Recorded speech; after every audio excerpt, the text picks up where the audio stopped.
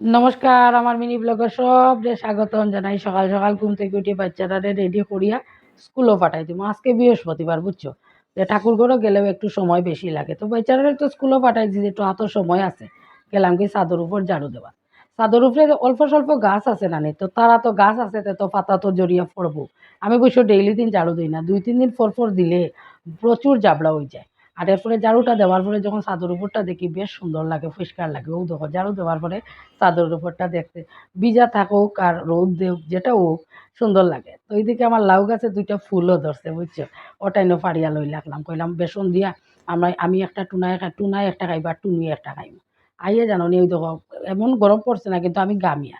তো প্রতিদেব তো ঘুম থেকে উঠছেন, আদা একটু কুড়াইয়া দিলাইছি, দিয়া চা করছি। তা আমি অত সময় থেকে ঘুম থেকে উঠছি, আমি খালি জল আর পান খাই, আর চা আর খাইছি না। তখন কই একটু চাও খাইলাই প্রতিদেবর লগে। দুইটা বিস্কুট আর চিনি ছাড়া লিকার চা খাইয়া দিনের শুরু করলাম। প্রতিদেবরে চা খাওয়াইয়া কইলাম তুমি যাও গিয়া বাজারও, আর আমি গরুর ওটা গুছাইলি। রাহুল রনক গরু না থাকলে কি তো জানো নি, যে জিনিস যে জায়গাত রাখবো ও জায়গাত থাকে।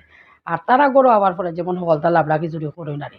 তো গরু সব গুছাইয়া ঝাড়ু দিয়া পরিষ্কার করিয়া তারপরে যাইতাম জাননি স্নান করিয়া ঠাকুর পূজা দেবার। আর প্রতিদিনে যে বাজার আনবা এটা সবটি রেডি করিয়া রাখি দিব, পরে দিকে ঠাকুর পূজা দিয়া গিয়া শান্তিতে গিয়া রান্না করবো। তো বাজার তো লইয়া আইছেন, আজকে লইয়া গেছেন ইচা মাছ। আমরা ওই যে চিংড়ি আছে, যে আমরা সিলেটি হলে ইচা কই, তো ইচা মাছ লইয়া আইছেন। এটা তো বাঁচি উচিয়া মানুষ বানানি এক কাম, মানে খাওয়ার যোগ্য করারই মানুষ বানানি না সরি। তো ওইখানে পূজার সপ্তাহ জোগাড় যন্ত্র করিয়ার যাইমু চাদর উপরে থেকে ফুল আনমু। খুব বেশি ফুল ফুটছে না, কারণ ওখানে তো বর্ষা শুরু হয়েছে না, এটা বর্ষা ঋতুর ফুল। তো অল্প স্বল্প ফুল আছে, ফুল তুলমু, দুব্বা তুলমু, তুলসী পাতা তুলমু, একটা বেলপাতা আনমু। আনিয়া নিজের মনের মতো করি বেশি বেশি ফুল দিয়া দেখে ঠাকুর পূজা দিতে খুব বেশি ভাল লাগে। ই খুব বেশি ফুল নাই, তবুও মোটামুটি ফুল আছে, ওইটাই দিয়া সুন্দর করিয়া সবটি ফুল লইয়া ওখানে আই যাবো ঠাকুর ঘরও। আইয়া তারপরে ওই দেখো ছোট্ট একটা মোনা বেলপাতাও আনছি, তুলসী পাতা সব কিছু আনছি, আনিয়া সুন্দর মতো ঠাকুর পূজা দিলাম। দিয়া যখন আমি রান্না করার যাইব না, তখন যেমন শান্তিতে রান্না করা যায়, কোনো অসুবিধা নাই। আর ঠাকুর পূজা যদি দেই না, তে তো একটা পিছে টান থাকে, কেমনে তাড়াতাড়ি রান্না শেষ করতাম, ঠাকুর পূজা দেওয়ার যেতাম একদম লেটে।